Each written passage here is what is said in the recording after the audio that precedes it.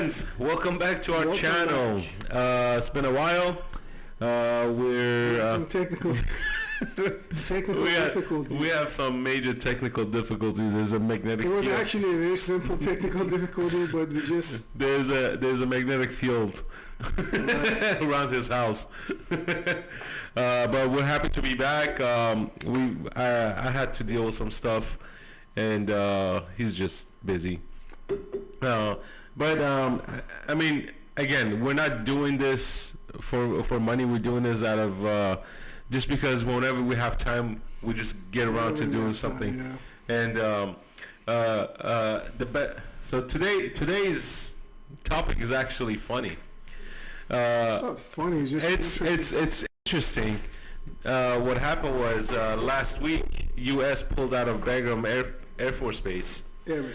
Air Base, and didn't tell the Afghans. They just got the night. No, And that's totally understandable why they didn't tell. no, me. I know, but I mean, the way the news put it out was just hilarious. What happened was U.S. forces pulled out, and as soon as the bases, the lights turned off, looters came in and just ransacked the area. The whole thing, they just came in. They came in with trucks, filled out whatever they could fill up in the trucks, and Flat took. screen They TVs, office just equipment. took whatever they could get their hands on. I'm sure they had a lot of money. Bunch of armored vehicles were left behind. Bunch of heavy equipments were So left think behind about all the ACs, with no keys. especially overseas when goods Bunch- are actually has value. A bunch of cars were left behind without keys. So, the pullout from Afghanistan, I think it's long overdue. The billions of dollars spent in that country, just, it's literally just get the Benjamin and just burn it. It went nowhere. Absolutely went nowhere. This goes to show how the government thinking you can bring democracy to a country with a different ideology, it's never going to go anywhere. Just like in a sense, like a failure of liberalism, right? Liberalism, the core of it is just, okay, you export this idea, which is great. But the thing is, just the host countries, they have to want it. Like, you can't have like Germany and Japan or that kind of example.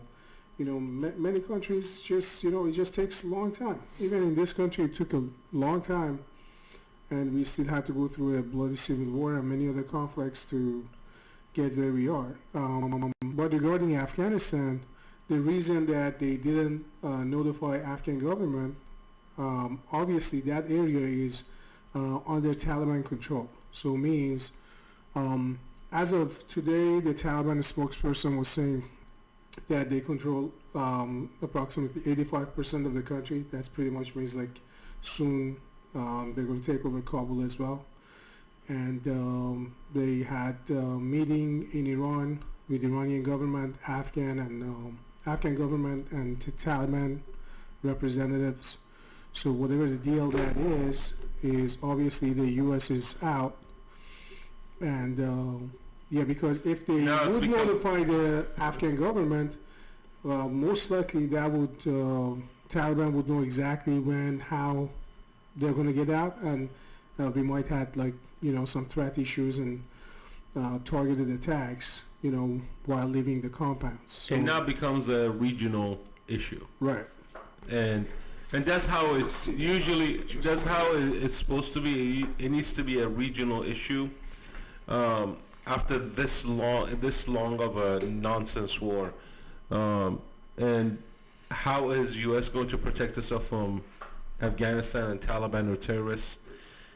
They're just going to have to do more screening. It's going to be more profiling of the individuals. That's just how it's going to be. So people trying to seek refugee, or if they're just doing travel into the United States from these countries, they're going to face a difficult time coming here. It's going to be a lot. It's not like, somebody from Afghanistan can just directly fly to U.S. anyways. They have to get visa. Right. That means they have to admit to the embassy and Correct. But it's going to be even harder for them to get these visas they used to get a lot easier because of the U.S. presence there. Because Right. U.S. has some sort of collaboration with Afghanistan for like background checks and stuff like that. But now it's going to be a lot harder. So for people that don't understand how travel works from a outside country to United States, is U.S. has some sort of collaboration with a lot of countries. Means if someone's applying for a visa, they go through not a vigorous background check, but they do go through a background check just to make sure that individual is not wanted, is not a known terrorist, is not a known threat to, whatever, so on and so forth. I think like the current situation of Afghanistan now, let's say by end of the year, if Taliban just overtakes the entire country. So now there's something like this is over 20 years past the Taliban of the 90s. Now there are two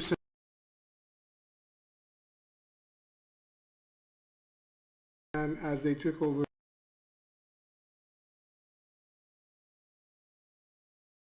terrorist organizations like Al-Qaeda and ISIS-like groups, and continue to as they were banning cameras, massive punishments, lack of any kind of civil liberties or women's freedom, and all that. That everything that remembers Going back to Stone Age, blowing back historical monuments and going back to the historical Stone sites. Age. That's Going basically- back to Stone Age, so to speak. Now, either this Taliban is that Taliban, or this Taliban is a reformed Taliban, and that's the reason that they're reaching out. And obviously, it's interesting because they have negotiated and met with Iranian government. That is very interesting because that shows Iranian government has the most influence outside of the U.S. in Afghanistan. Obviously, more than percent of the population in Afghanistan, they speak variant of the Farsi language, which is Dari, and also with the growing presence of Iran in the region, naturally they would have more influence over a lot of activities in Afghanistan. That means any group that's going to be over there, if they don't get the blessing or just kind of, be on the same page with Iran, Iran can cause problems for them. So we'll see how it goes. I'm on the side of this possibly would be a reformed Taliban. Reformed Taliban obviously is not going to be just, you're going to go out there in bikinis, that's not going to happen. But I'm just saying reformed Taliban in a sense like there would still be a very strict Islamic government, going back, but it would be just more, more, even if you say so. It's going to be how Iran started out, basically. Right. And the other thing is Iran's plan is the total domination of Middle East, including Israel, in 25 years. That's their stated plan, that they have a time clock that in 25 years they're going to take over Israel, the Holy Land, what they call it. So my thing is most likely they actually have brought Taliban to the table to become part of what they call it is like a resistant front. So resistant front, that means Iran has proxies and all other groups, Islamic groups, that they might have some disagreement. Let's say Lebanese Hezbollah, they're some of them Shia, some of them Sunni. Iraqis definitely, Syrians, a lot of Sunnis, Kurds that they support, or they cooperate with Iran, they're Sunnis. Again, in Afghanistan, predominantly Sunnis. So Yemen is predominantly Sunni, but now they are collaborating with Iran. So meaning, if they can get all these groups come under one umbrella with the larger goal of taking over Holy Land and unifying what they call them the Ummah, the Islamic people, that might be actually their kind of like a winning key, because then you wouldn't have all the infighting that otherwise they would have, right? So predominantly, let's say Taliban is Sunni, restrict Sunni, close to Wahhabis. They have a lot of Wahhabi money from Saudis and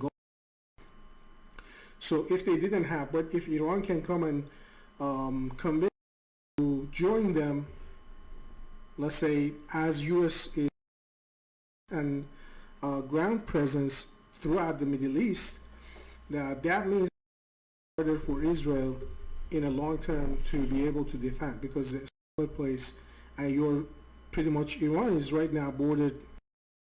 You know, you got Iraq, Syria, now they got Lebanon and Gaza, and then from Yemen they can threat as have threat as well. So This goes to show how strategically Iran is placed in the whole Middle East and how Iran plans everything strategically. We've been saying this for a long time. Iran kind of lost its stand during the 80s when it went through the revolution. And what happened during the 80s, they were trying to figure out how they can, as a country that's basically, and nobody can work with them. So during the 80s, they were kind of. During the 90s, they started experimenting with different methods on how to make money, be self-sufficient, privatization. and so they started to do that. So by then, 10 years past, now they're educating themselves. They're self-educating themselves. They're finding different ways to negotiate deals with other countries. Then comes the 2000 from 2000 to 2010. This is when Iran just boomed, and in that 10-year period, Iran technology level just went skyrocket. From 2000 to 2010, they skyrocketed.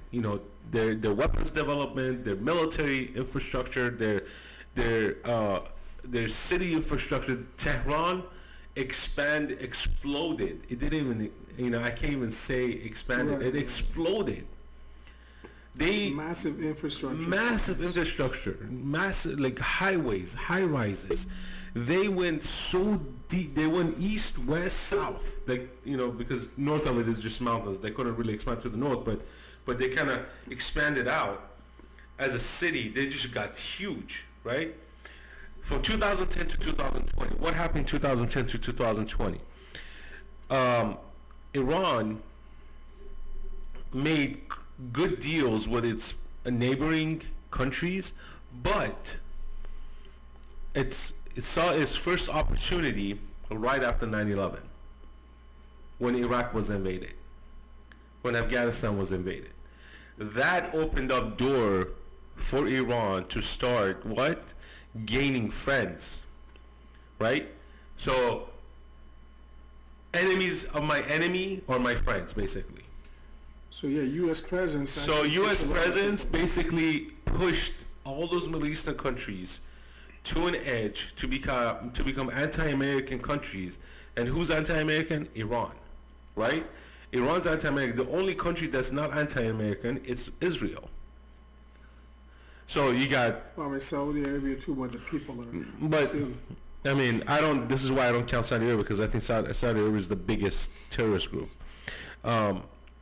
So you got Afghanistan, Pakistan, Iraq, Turkey, Syria, and I know we could say Azerbaijan, but right now let's talk about the major key countries.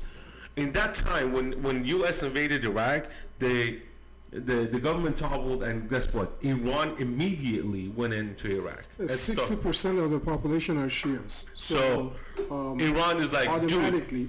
This is like an open door, open invitation, and we're gonna go in.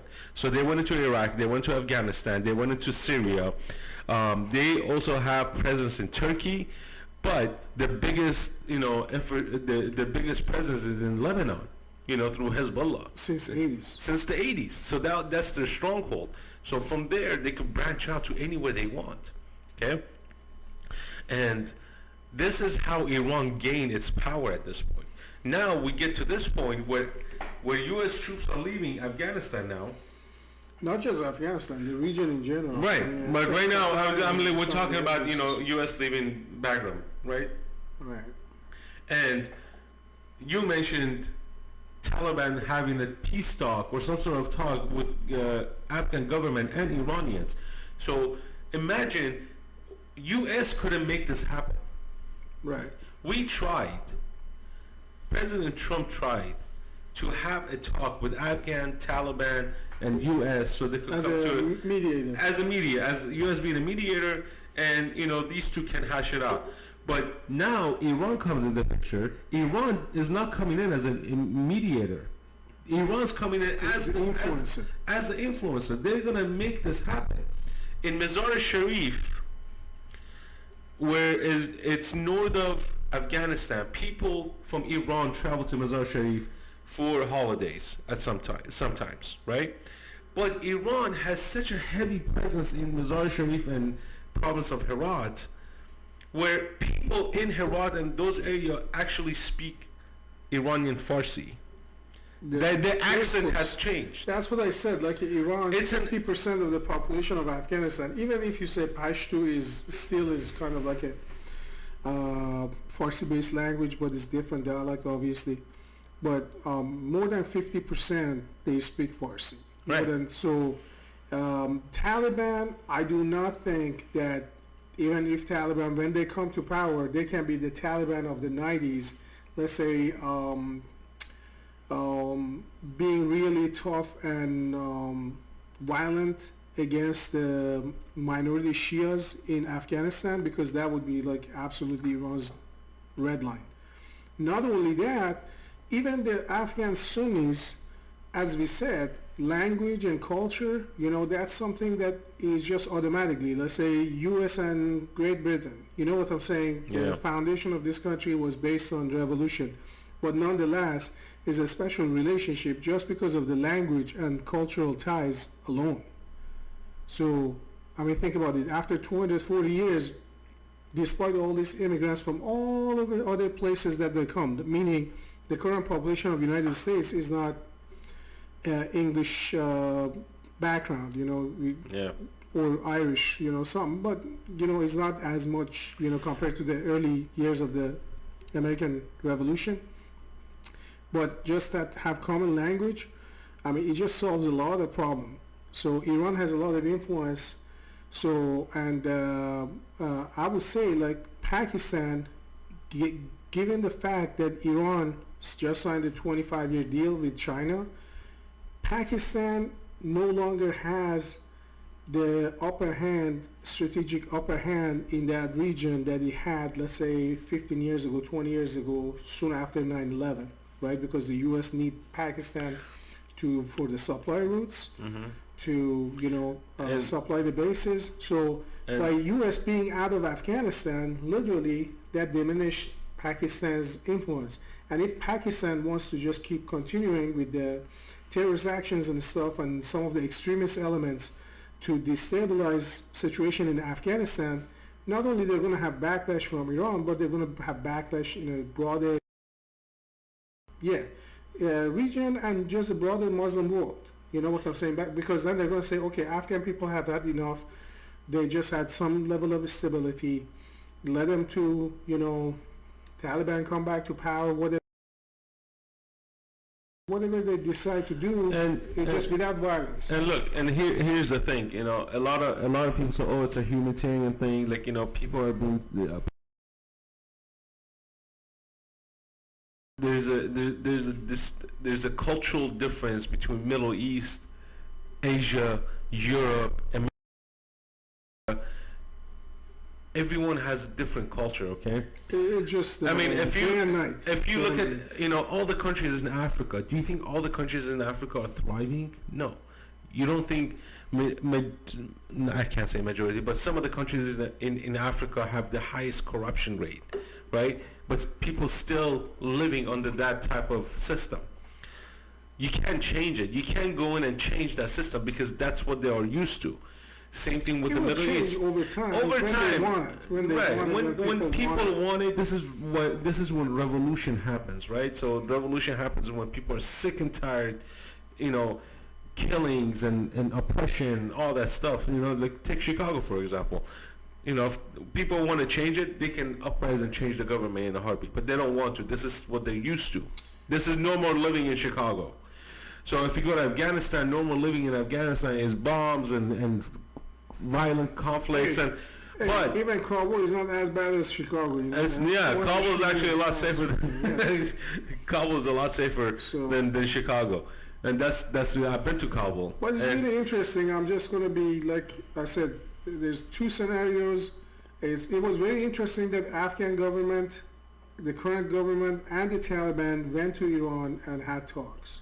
When they couldn't bring them together, you know, they had communications, but it wasn't like official, especially at this stage when everybody claims that, you know, Taliban pretty much has control of over 80-85% of the country, meaning possibly before end of the year, you would have some sort of handover, or just you would see Afghan president getting on a plane and saying adios. Yeah, I mean, look at guys. The thing with Afghanistan and Iran and the entire region, Iran's gonna continue to gain power. Okay, Iran eventually is gonna be the superpower of that region at some point because of its strength and its. That's the thing is next 25 years. Yeah, so they strategically have planned everything. Even if I don't see the regime, Iranian regime, going anywhere anytime soon. Although we were hoping for the past 4 years for it to topple, but you know they proved a lot of people wrong, to include me. Complaining about regime all day doesn't really do anything. The people themselves need to try to have this change. As my friend said, like, you know, Taliban, it might be a new generational Taliban. It might not be the old school Taliban who continuously, you know, act like ISIS, or even Taliban was scared of ISIS. Like, imagine that. Imagine when ISIS came about, Taliban was like, screw this, bro. We ain't playing around with these guys. Okay? They're like... Taliban predominantly has like a religious, however religious, but at the same time, ethno view. So they are Pashtuns. They have been there. Yeah. Nobody has been conquered them. Like not many people. Their ideology is like, you know, they don't want women to be educated. Basically, yeah, it's like a religion, but it's ethnic too.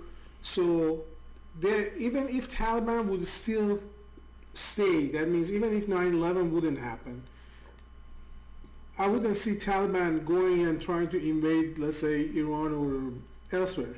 They just want to just live their life and just be in control of the region. Mm-hmm. They're Pashtuns, you know, that's what they're about. So whatever the form of government that they had, strict obviously it was, but I'm just saying they didn't have like a global ambitions. Obviously Al-Qaeda had, you know, plans and stuff, but Taliban pretty much was very regional. It's mostly regional. Yeah, very regional. Like their view is a lot, because it's very tribal.